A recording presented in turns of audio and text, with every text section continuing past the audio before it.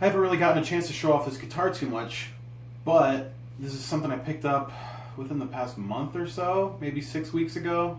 I don't quite remember. Pretty recently. It's a Fender Toronado, and very cool guitar, very rare guitar, especially in this finish. This is a Capri orange finish, and these specific guitars, I believe, were only made until like 2003. I think they started around 98. And there were a couple different iterations of them. Some that had soap bar pickups, some that had different pick guard styles. But this is definitely the most sought after one, and I just jumped at the deal when I saw it. I've seen these sell for anywhere up to like $1,500 and up for this color and the yellow one. I do prefer the yellow one slightly, but you know, I'm super happy with this one. And it's just a cool guitar, you know. It's kind of like a Jazzmaster, but a little squashed. That's kind of how I think of it. It's got that hardtail bridge, which I'm a huge fan of, and it's just a fun playing guitar. This is basically Fender's take on the Gibson scale length. I don't believe Fender has ever used the Gibson scale length, which is 24 3/4 inches from the nut to the bridge. In any other guitar, as far as I know, they've used 24 inches, they've used 25.5 a lot, but I don't believe in any other guitar they've used this scale, which is really cool. It's got the independent volume and tone for each channel, like a Les Paul. So anyone that's familiar with, you know, Gibson styles would definitely feel right at home with this.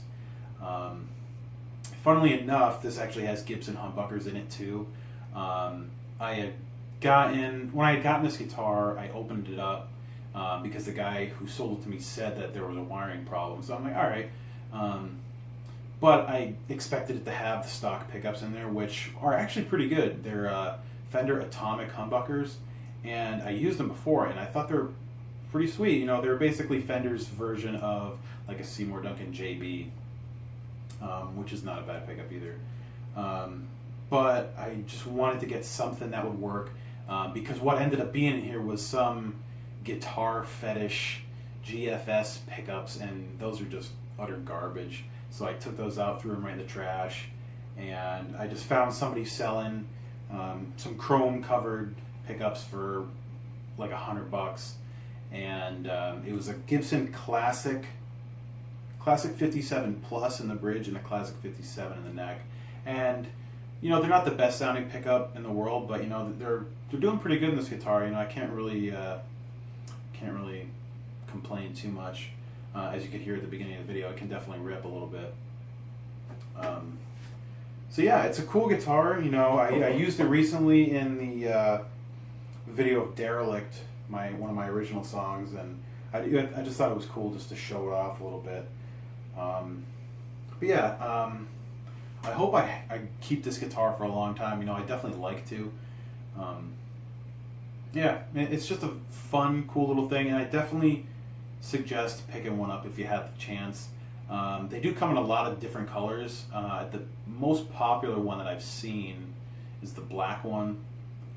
That one comes with like a tortoiseshell picker, which is pretty cool. My friend Dave actually had one of those for a long time.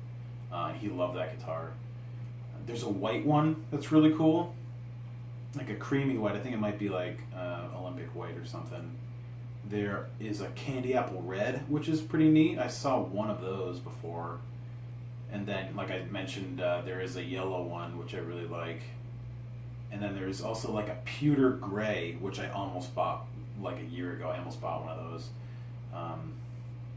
Yeah, I'm definitely happy to have the orange one. You know, I'm definitely a big fan of the Capri orange. It's not a color you see very often, especially these days. But yeah, if you got any questions on this guitar or anything else, feel free to let me know, and I'll do what I can.